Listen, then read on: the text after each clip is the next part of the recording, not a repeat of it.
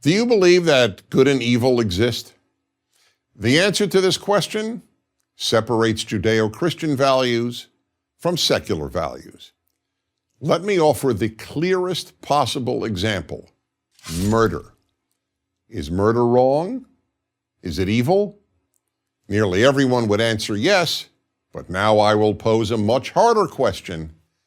How do you know? I'm sure you think murder is wrong, but how do you know? If I asked you how you know that the earth is round, you would show me photographs from outer space or offer me measurable data. But what photographs could you show? What measurements could you provide that prove that murder or rape or theft is wrong? The fact is, you can't. There are scientific facts, but without God, there are no moral facts. In a secular world, there can only be opinions about morality. They may be personal opinions or society's opinions, but only opinions. Every atheist philosopher I have read or debated on this subject has acknowledged that if there is no God, there is no objective morality. Judeo-Christian values are predicated on the existence of a God of morality. In other words, only if there is a God who says murder is murder wrong. Otherwise, all morality is opinion. The entire Western world, what we call Western civilization, is based on this understanding. Now, let me make two things clear. First, this doesn't mean that if you don't believe in God, you can't be a good person. There are plenty of kind and moral individuals who don't believe in God and Judeo-Christian values. But the existence of these good people has nothing to do with the question of whether good and evil really exist if there is no God. Second, there have been plenty of people who believed in God who were not good people. Indeed, more than a few have been evil and have even committed evil in God's name. The existence of God doesn't ensure people will do good. I wish it did.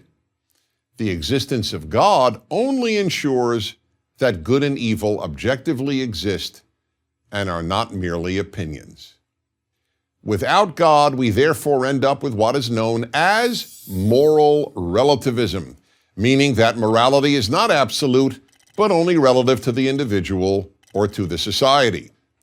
Without God, the words good and evil are just another way of saying I like and I don't like.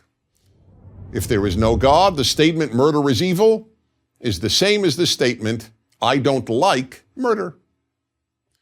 Now, many will argue that you don't need moral absolutes. People won't murder because they don't want to be murdered. But that argument is just wishful thinking. Hitler, Stalin, and Mao didn't want to be murdered, but that hardly stopped them from murdering about 100 million people. It is not a coincidence that the rejection of Judeo-Christian values in the Western world by Nazism and communism led to the murder of all these innocent people. It is also not a coincidence that the first societies in the world to abolish slavery, an institution that existed in every known society in human history, were Western societies rooted in Judeo-Christian values. And so were the first societies to affirm universal human rights, to emancipate women, and to proclaim the value of liberty. Today, the rejection of Judeo-Christian values and moral absolutes has led to a world of moral confusion. In the New York Times in March 2015, a professor of philosophy confirmed this.